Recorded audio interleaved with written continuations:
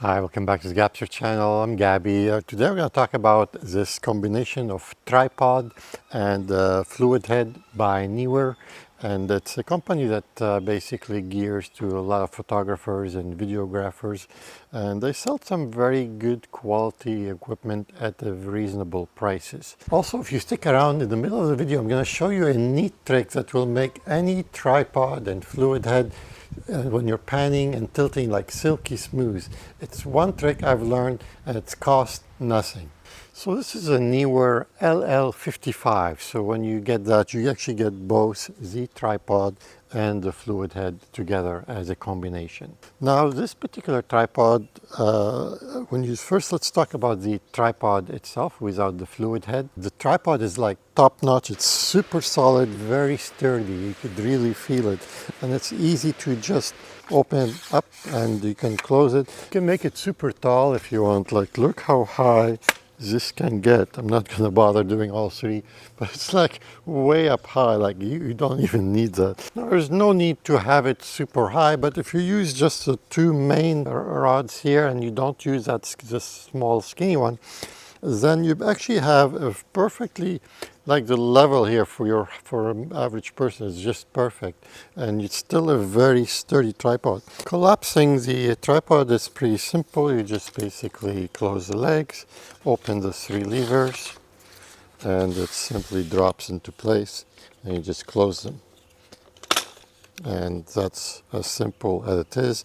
Now if you want to open it, it's basically just open it like that, open the levers and just bring it down to the level that you want, and just a matter of just tightening the three levers on each side. Often if I'm shooting wildlife, I like to have it at the lowest place possible, and usually crouch like this, and this way I get probably the most steadiest of the setups that you can get, because the shorter it is, the more steady everything becomes.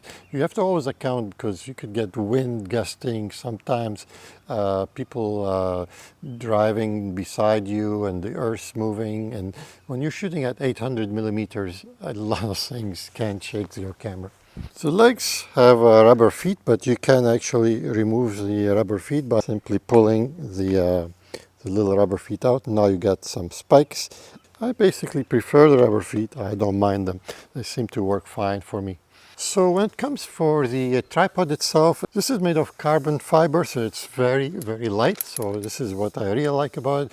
I think for all of us photographers that used to lug big equipment, appreciate how light things are. So we want light, we want sturdy, and that's two things usually fighting each other. In this particular case, I think Neewer struck a good balance between how light it is and how sturdy it is. So let's go back to the fluid head.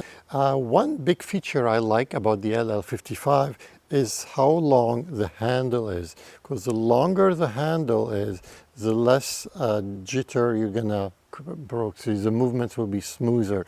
If you try to move it here, it's just going to be very jerky, and as you go back more, it's much more smoother.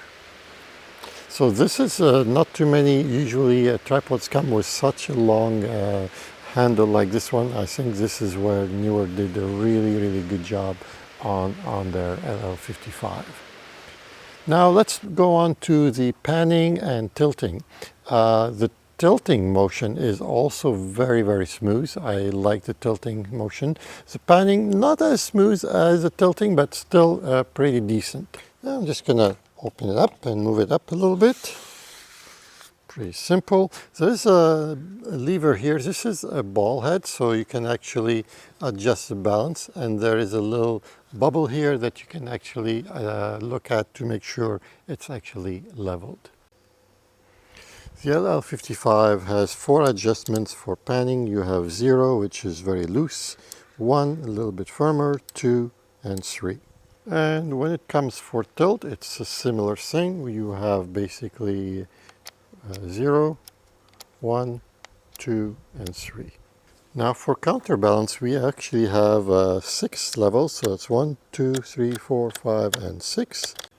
For counterbalance, the way to understand it is if you have a very long lens or a heavy lens, basically it wants to fall down. So if you put it at 1, for example, it might want to go down and up.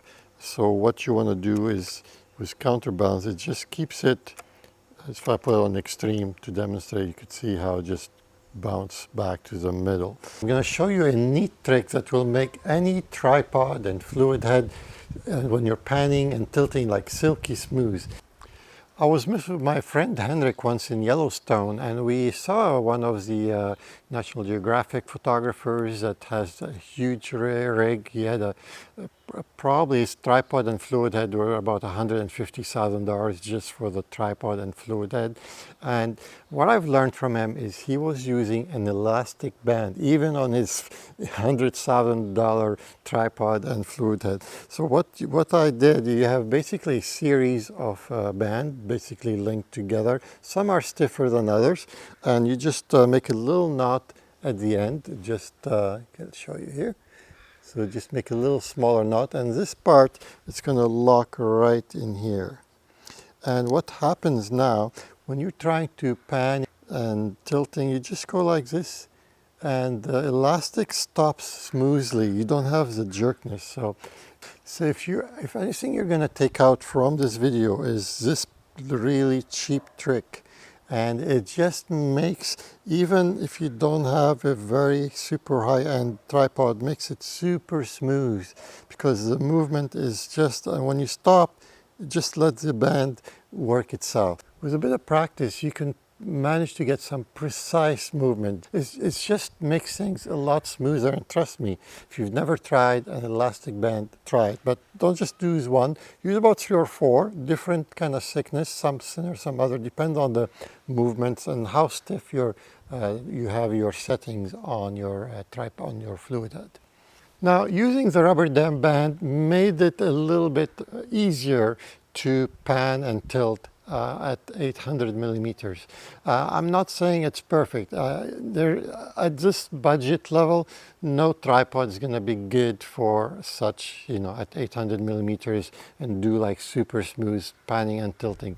You're going to have to spend at least a few grands to be able to get to that smoothness. So basically, in summary, if you are a semi-professional photographer or videographer and you're working indoors or just doing some things that it doesn't require going above 300 400 millimeters, this setup should work fine.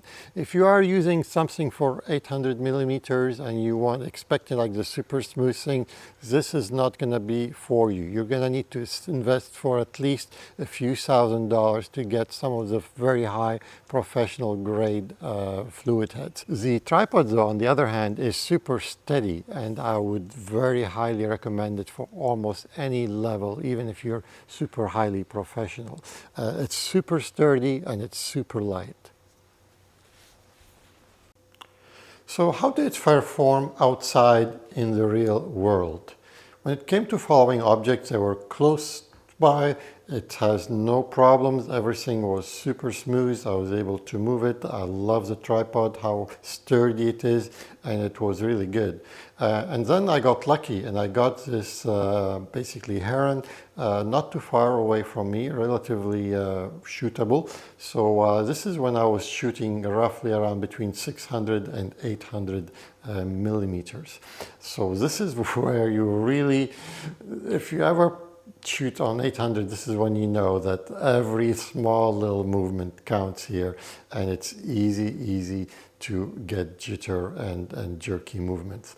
So it did relatively okay. I wish it was a little bit smoother at some time, but I did manage to get some decent shots, especially when things were not moving like crazy. And so I got pretty much really good shots. And it's funny, I was shooting, and my cats usually get very encouraged if I'm on the beach. They followed me for a long way, and I was looking, I said, geez, he's right here. It's like he followed me. And because they don't go on the beach because usually eagles could get them. Here in Canada we got quite a few eagles, but he stays right by me usually to be as safe as possible. So it's kind of funny to have him around. He was always helping me. Seems to always pop out in my videos somehow. A lot of times I don't plan it. It just happens. One of my cats just pop in my videos.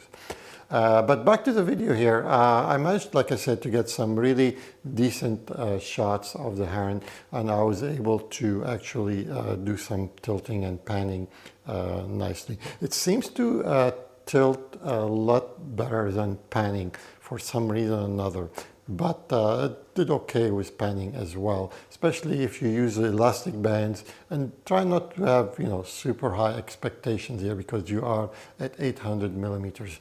When things were a little closer, I had no issues whatsoever. But this is a trend that happens with a lot of tripods.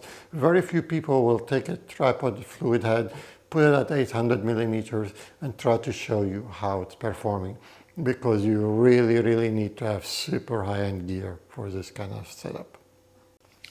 If you are interested in this Neewer LL55, I'll put a link for it in the description below. In this corner here, I'm going to put a link about when I did a review about the Fuji camera, and this is a medium format camera. It's really high end, especially the high dynamic range is just amazing. In this corner here, I'm going to put a link about this lens, which is the Canon 200 800 millimeters. I take it with me everywhere whenever I'm doing either video or wildlife photography. I still have the bigger, heavier lens like the 600 f4, but somehow I'm always gravitating to something lighter that's easy to move, and this is being my go-to setup with this tripod, which is light. It makes a really nice and breeze to move around. Will be a speaker in the middle if you'd like to subscribe to the channel, and I hope to see you again in another video. Take care.